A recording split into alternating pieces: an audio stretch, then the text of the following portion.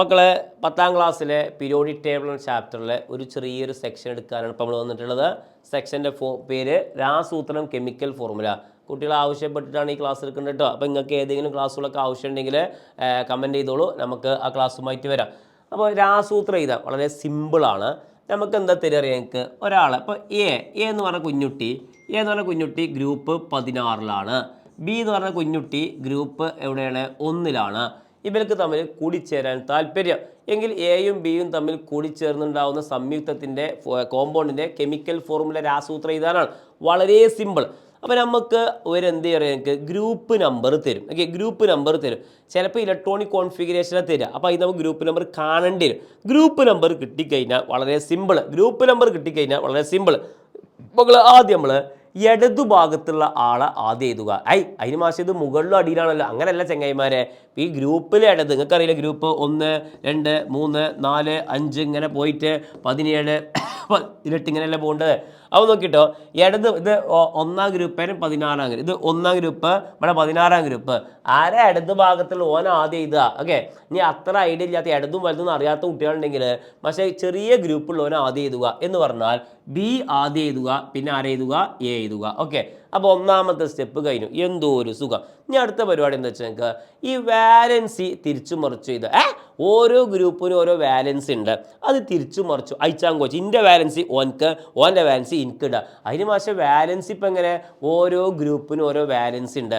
നമ്മൾ നോട്ടീസ് ചിലപ്പോൾ പഠിച്ചിട്ടുണ്ടാവും. നോക്കാം, 1ാം ഗ്രൂപ്പുകാരൻ്റെ വാലൻസി 1, 1ാം ഗ്രൂപ്പുകാരൻ്റെ വാലൻസി 1. ഓക്കെ, 2ാം ഗ്രൂപ്പുകാരൻ്റെ വാലൻസി 2. ഓക്കെ, ഇനി 3 മുതൽ 12 വരെ ഡി ബ്ലോക്കാണ്. ഒരു വ്യത്യസ്തമായ വാലൻസി ഓക്സിജനാവസ്ഥ കാണിക്കും. ഓക്കെ, ഡി ബ്ലോക്കാണ്. അടുത്ത് 13, 3, 14, 4, 15, 3, 16, 2, 17, 1. അന്തുള്ളൊരു 10 പഠിച്ചു.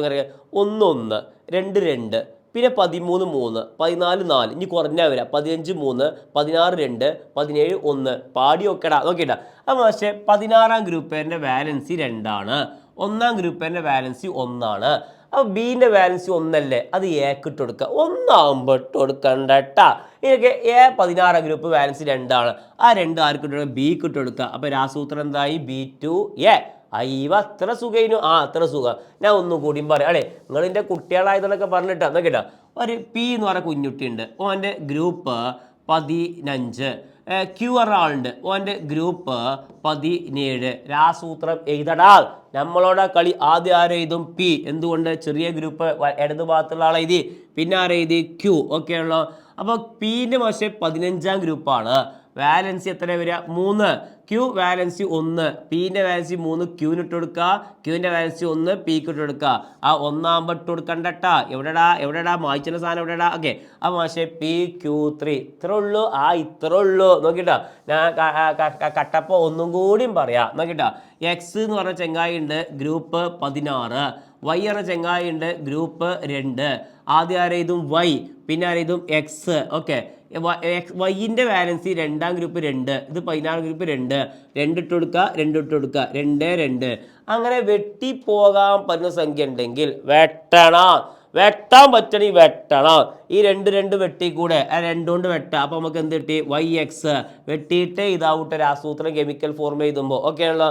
അപ്പോൾ അങ്ങനെയാണെങ്കിൽ പക്ഷേ ചിലപ്പോൾ നമുക്ക് ഇങ്ങനെ തരും കേട്ടോ. എങ്ങനെ നോക്കിട്ടോ, ഇപ്പോൾ എൻ്റെ ഇലക്ട്രോൺ വിന്യാസം 1s2 2s2 2p6 3s2 3p5. Okay, ബീൻ്റെ electron വിന്യാസം 1s2 2s2 2p6 3s2 ഇങ്ങനെ തരും കേട്ടോ, ഇങ്ങനെ തരും. അപ്പോൾ ഇലക്ട്രോൺ വിന്യാസം തരും. ഇലക്ട്രോൺ വിന്യാസം എന്നാൽ ഒരു പണിയില്ല, ഇലക്ട്രോണിക് കോൺഫിഗറേഷൻ ഗ്രൂപ്പ് കാണുക. അങ്ങനെ പക്ഷേ ഗ്രൂപ്പ് കാണുക, അത് നമ്മൾ വേറൊരു വീഡിയോയിൽ പറഞ്ഞിട്ട് ഗ്രൂപ്പ് കാണാമെന്ന് കേട്ടോ. ആ വീഡിയോ പണി പോയി നോക്കിക്കോളൂ. ഇതിൻ്റെ ഗ്രൂപ്പ് 5ക്ക് 12 കൂട്ടിയാൽ 17 എന്ന് കിട്ടും. ഇതിൻ്റെ ഗ്രൂപ്പ് 2 എന്ന് കിട്ടും. കാണാൻ അറിയാത്ത ആ വീഡിയോ പോയി സെർച്ച് ചെയ്ത് കാണടാ, നോക്കിട്ടോ. അപ്പോൾ പക്ഷേ 17, 2. വാലൻസി എഴുതുക. 15ാം ഗ്രൂപ്പിന് വാലൻസി 1, 2ാം ഗ്രൂപ്പിന് വാലൻസി 2. അപ്പോൾ ആദ്യം ആരെഴുതുക, ബി എഴുതുക, പിന്നെ ആരെഴുതുക, എ എഴുതുക. ബീൻ്റെ വാലൻസി 2, അത് ആർക്ക് ഇട്ട് കൊടുക്കുക, എക്ക്. എൻ്റെ വാലൻസി 1, അത് ആർക്ക് കൊടുക്കുക, ബിക്ക്. BA2 മാറിക്കാണ്ട് മാഷേ B എഴുതാൻ പറ്റുമോ, എഴുതാനൊക്കെ പറ്റും, മാർക്ക് കിട്ടൂല. ഓക്കെ ആണല്ലോ. മാഷേൻ്റെ ഒരു ടൈപ്പും കൂടി ഇന്ന് ചോദിക്കുന്ന ടൈപ്പാണ്. നിങ്ങൾ നമ്മളെ ചങ്കായതുകൊണ്ടാണ് പറഞ്ഞിട്ടാ നോക്കിട്ടാ. ഈ oxygen atomic number 8, atomic number തന്നു 8. പക്ഷേ അതിൻ്റെ മുകളിൽ കാൽഷ്യം അറ്റോമിക് നമ്പർ 20.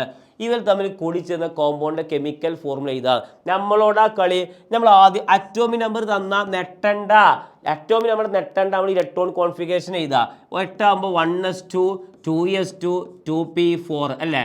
അവിടുന്ന് തന്നെ കിട്ടി ഗ്രൂപ്പ് എത്ര വരെ. പക്ഷേ പാലിക്ക് 12 കൂട്ടിയ 16 group. Calcium 20 1s2 2s2 2p6 3s2 3p6 4s2.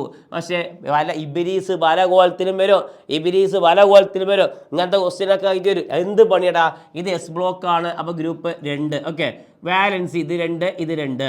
ആദ്യം ആരെഴുതും സി എ എഴുതും, പിന്നെ ആരെഴുതും ഓ. ഇടത് ഭാഗത്തുള്ള ആളെ എഴുതി, പിന്നെ വലത് ഭാഗത്ത്. ഇനി വാലൻസി തിരിച്ചു മറിച്ചുള്ള സി എൻ്റെ വാലൻസി 2 ഓക്ക്, വാലൻസി 2 സി എക്ക്.